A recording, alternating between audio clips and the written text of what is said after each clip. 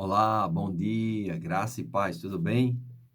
Chegamos a Lucas 23. Aqui nós vamos ver Jesus diante de Pilatos e de Herodes, dois julgamentos que não estão fundamentados na verdade, que não estão fundamentados na justiça, e assim, muitas vezes, é a justiça dos homens, injusta. Nós vamos ver também Jesus no caminho no Gólgota, a sua crucificação e o seu sepultamento. Esse capítulo vai tratar a respeito dessas coisas e vamos ver o que é que Deus tem para nos falar a respeito dessas situações. Primeiramente, nós precisamos entender que as autoridades, elas são constituídas por Deus. Não existe nenhuma autoridade que não procede de Deus. Isso não está falando a respeito das pessoas, mas do cargo da autoridade.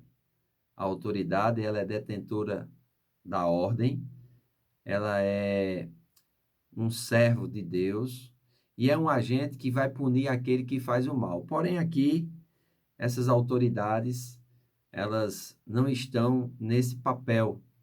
Essas autoridades, elas estão diante de uma situação conflitante. Primeiro porque elas não andavam em comum acordo. Nós vemos aqui Pilatos, o governador romano, e nós vemos Herodes, um rei judeu.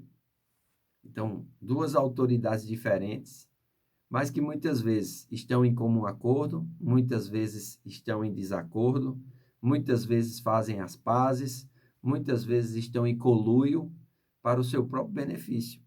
E nós vemos isso ainda hoje. Mas existe por trás dessas autoridades uma autoridade maior, a quem elas irão prestar contas, porque todo homem irá prestar conta dos seus atos. É muito importante nós entendermos Deus como a autoridade maior e nos colocarmos nas mãos de Deus, confiarmos em Deus. Nós vemos também uma outra autoridade aqui, que é o Senhor Jesus. Ele tinha autoridade, amém? Mas ainda não era toda a autoridade. A autoridade que Jesus tinha aqui era uma autoridade que ele vinha implantar um reino, mas ele vinha também se sacrificar por esse reino. Era uma autoridade que ele iria estabelecer dentro das pessoas. Mas antes ele precisava se identificar com ela e, achado na posição humana, se humilhar e ser obediente até morte de cruz, para que Deus pudesse exaltá-lo e lhe dar um nome acima de todo nome. Então é muito importante nós entendermos esse princípio de autoridade aqui. As autoridades judaicas, aqui os anciãos, os sacerdotes, os escribas, levam Jesus até Pilatos, acusam ele formalmente. Pilatos interroga Jesus, mas não vê culpa naquele homem. Mas quando as autoridades falam que ele é galileu e Pilatos sabe que Herodes também está em Jerusalém, sendo um representante também romano da Galileia e dentro da jurisprudência de Herodes, ele encaminha Jesus a Herodes. Herodes já queria muito ver Jesus, para ver se realmente o que falavam a respeito de Jesus era verdade. Os milagres, o seu poder. E é interessante, a Bíblia diz aqui que Herodes o interrogou com muitas palavras. Amém? Versículo 9. Mas Jesus se manteve em silêncio. Porque às vezes, irmãos, nós vamos ver na sabedoria de Jesus que as pessoas, elas não querem chegar a um lugar onde a justiça de Deus vai ser feita. Então, nesses momentos, a melhor coisa é o silêncio. Nós vamos ver o silêncio de Jesus também diante do malfeitor que pede para que ele se rebele. Se tu és o filho de Deus, né? Sempre é assim.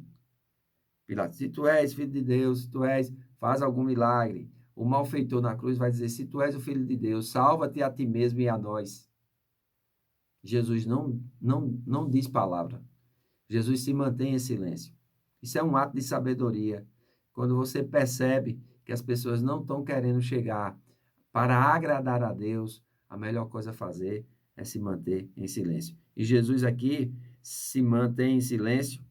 Herodes não se dá por satisfeito, vai maltratar Jesus, vai vestir ele com a roupa resplandecente, como diz aqui, e vai devolvê-lo a Pilatos. E diz, versículo 12, no mesmo dia, Pilatos e Herodes entre si se fizeram amigos, pois dantes estavam inimizados um com o outro. Talvez porque alguns galileus foram sacrificar em Jerusalém e por terem, talvez, quebrado uma lei romana ou exposto, né, a falta de autoridade de Pilatos, ele mandou sacrificar aqueles homens e misturou o sangue deles com o sangue do sacrifício. Está lá em Lucas 13:1. Então, aqui no mesmo dia, eles chegam a um consenso e, ainda assim, Pilatos vai dizer diante dos sacerdotes, né, e dos magistrados e do povo: haveis-me apresentado este homem como pervertor do povo, pervertedor do povo. E eis que, examinando na vossa presença nenhuma culpa das quais os acusai, achei nesse homem. Por que ele não achou a culpa? Porque não existia. Aquelas acusações eram falsas. Aqui no versículo 14. No 15 ele diz, nem mesmo Herode, porque a ele vos remeti, e eis que não tem feito coisa alguma digna de morte. Castigá-lo-ei, pois, e soltá-lo-ei. Veja só, ele só queria castigar e soltar. Mas Jesus veio para morrer. Ele era o Cordeiro de Deus que tira o pecado do povo. Devido à festa, deveria se soltar algum malfeitor, mas o povo escolhe Barrabás. Amém? Alguém que tinha promovido uma sedição, alguém que tinha promovido um homicídio, né? E diz que o povo pedia cada vez mais Barrabás. E começavam a gritar: e a esse, o vosso rei? O povo gritava: crucificam, crucificam, crucificam. E assim é lavrada a sentença e Jesus vai para o seu calvário. Diz que ele é levado durante o caminho, é um certo Simão Cirineu, que vinha do campo, ajuda a levar a cruz e diz que seguia uma grande multidão. As mulheres batiam no peito, choravam. Jesus diz: não chore por mim, chorem antes por vós. Na crucificação, ele é crucificado. Um ladrão do lado direito, um ladrão do lado esquerdo. Dois malfeitores. Naquele momento, um tenta incitar Jesus a se rebelar contra a vontade de Deus. O outro não. O outro reconhece a sua indignidade, reconhece o ato dos seus feitos e o sofrimento devido a esses atos. Porque existem coisas que são colheitas de sementes erradas que nós fazemos. E a crucificação para esses homens era esta colheita. Mas ele reconhece. E no momento que antecede a sua morte, ele chama Jesus de Senhor e Rei. E quando ele chama Jesus de Senhor e Rei, Jesus abre a sua boca e diz: hoje mesmo tu estarás comigo no paraíso. Amém? Depois o centurião, um soldado romano que tinha o comando de 100 soldados, ele vê que a natureza geme, que a natureza clama na crucificação e na morte de Jesus. E ele também reconhece que, na verdade, Jesus era um homem justo. E toda a multidão que se ajuntara a este espetáculo, vendo o que havia acontecido, voltava batendo no peito. Então, um homem da cidade de Arimateia chamado José, homem influente, homem próspero, homem bem-sucedido, intercede junto a Pilatos pelo corpo de Jesus e o sepulta no seu sepulcro, um sepulcro cavado numa pedra que nunca foi usado por ninguém para que se cumprisse as escrituras do Velho Testamento. Todo esse momento aqui estava escrito, estava profetizado. Se as pessoas entendessem as escrituras, se os sacerdotes, se as autoridades do povo tivessem sensibilidade para reconhecer as escrituras, teriam reconhecido o seu Messias. Mas eles estavam aqui como cegos. Até o templo sente, e o véu, a Bíblia diz, que é rasgado de cima a baixo. É como se um anjo de Deus viesse e rasgasse aquela barreira de separação, aonde a presença de Deus estava ali, naquele lugar chamado Santo dos Santos. Mas agora esse Espírito iria sair daquele lugar e iria adentrar em todo aquele que cresce em Jesus e tivesse um novo nascimento.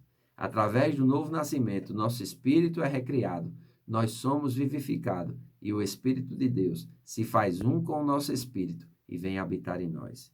Que gloriosa vida, que gloriosa morte. Mas Jesus não vai ficar morto, porque amanhã nós vamos ver a respeito da ressurreição. Então, um grande abraço, que Deus te abençoe, que você tenha um bom dia de trabalho na presença do Senhor. Amém? Compartilhe esse vídeo, convide pessoas a estarem conosco aqui no Telegram, nesse grupo Relógio de Oração. Um grande abraço e até amanhã. Um bom trabalho.